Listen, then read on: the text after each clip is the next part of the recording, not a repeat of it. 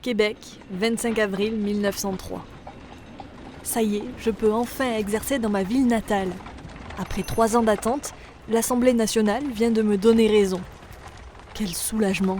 Je me suis tant battue pour réaliser mon rêve. Rendez-vous compte, je ne suis que la première Canadienne française à obtenir ce privilège. Et je n'ai pas l'intention de m'arrêter là. Aujourd'hui, j'ai une idée en tête, améliorer la prise en charge des enfants malades dans la province. Il faut dire qu'ici, la mortalité infantile fait des ravages. L'heure est venue d'agir. Je suis Irma Levasseur, et voici mon histoire.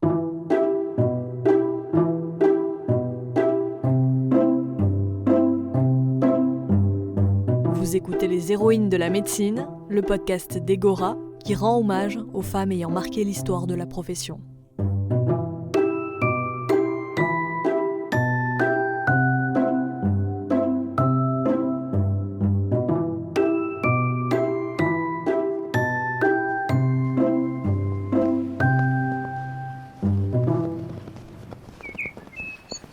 Je suis née le 20 janvier 1877 à Québec, dans un milieu intellectuel. Mon père était journaliste et ma mère cantatrice. Elle nous a abandonnés quand j'avais une dizaine d'années pour faire carrière à New York. J'avais aussi 3 jeunes frères, mais 2 d'entre eux sont morts en bas âge. À cette époque, au Québec, un bébé sur 4 n'atteignait pas l'âge d'1 an. Et il n'y avait aucune infrastructure pour soigner les enfants francophones. C'est sans doute ce drame familial qui m'a donné envie de devenir médecin à l'âge de 17 ans et de me spécialiser en pédiatrie. Mais au Canada, à la fin du 19e siècle, aucune université francophone n'acceptait les femmes, du moins pour les cursus de médecine. Pour pouvoir réaliser mon rêve, j'ai dû partir aux États-Unis et je me suis inscrite à l'université Saint-Paul à Minneapolis, ville où vivait un ami de la famille, le docteur Kanak Markey. C'est lui qui m'a hébergée pendant ma formation.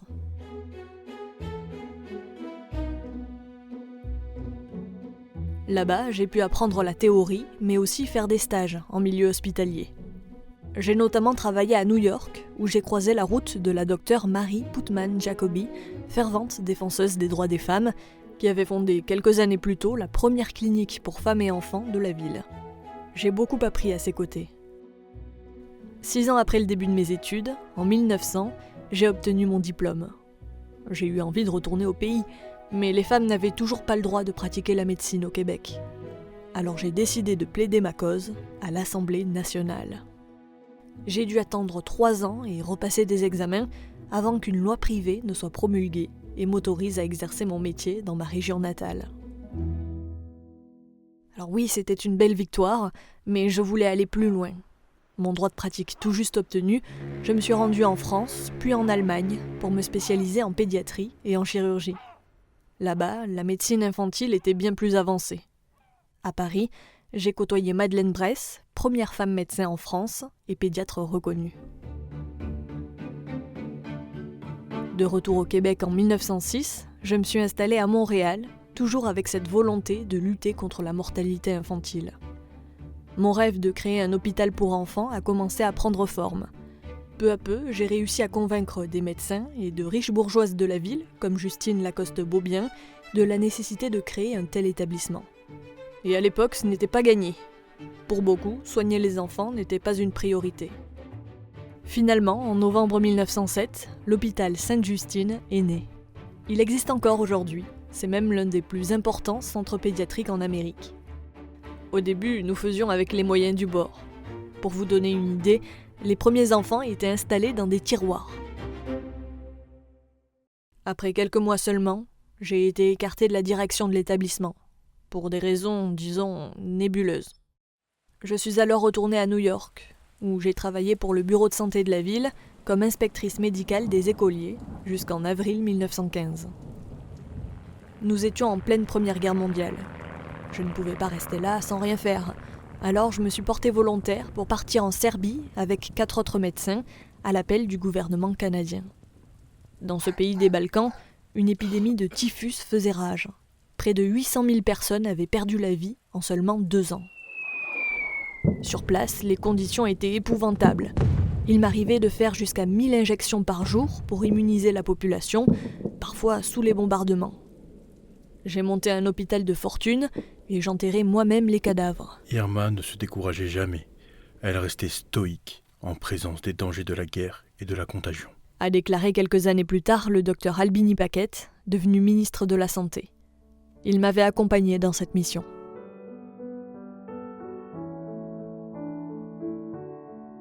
Malgré le danger, j'ai assuré mon travail en Serbie pendant 2 ans et demi. Tous mes confrères canadiens sont rentrés au pays avant moi. À la fin de la guerre, en 1918, j'ai travaillé comme médecin militaire pour la Croix-Rouge, d'abord en France, puis à New York. Et 4 ans plus tard, je suis rentré définitivement à Québec, à l'âge de 45 ans. J'avais un nouveau projet en tête, créer le premier hôpital pédiatrique de la capitale nationale. J'ai alors acheté une résidence sur Grande Allée et avec 2 autres médecins, nous avons fondé l'hôpital de l'Enfant Jésus en 1923.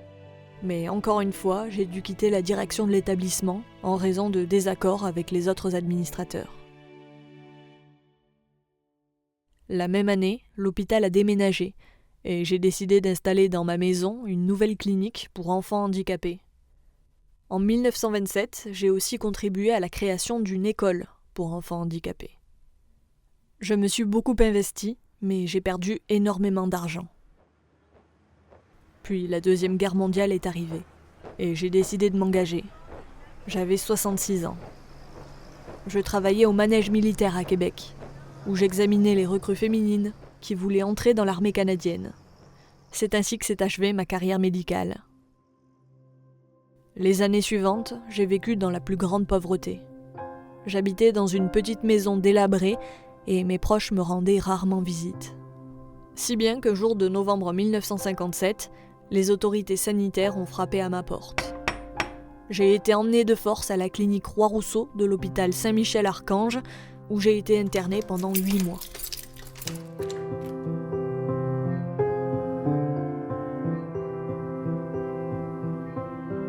Il n'était pas question pour moi de me laisser faire. Je n'avais aucun trouble psychiatrique. Pourquoi m'avait-on emmené là ? À 80 ans, j'ai donc engagé des poursuites contre le médecin qui avait signé mon internement sans prendre la peine de m'examiner. J'ai finalement gagné mon procès et je suis sortie de l'hôpital en juillet 1958. Je suis morte 6 ans plus tard, en janvier 1964, à l'âge de 87 ans, dans l'oubli et l'indifférence. Si un doctorat honorifique m'a été décerné dans les années 50 par l'Université Laval, il a fallu attendre les années 80 pour que mon travail soit vraiment reconnu. Aujourd'hui, plusieurs rues portent mon nom, des plaques commémoratives ont été installées et un prix Irma Levasseur est même décerné aux femmes médecins.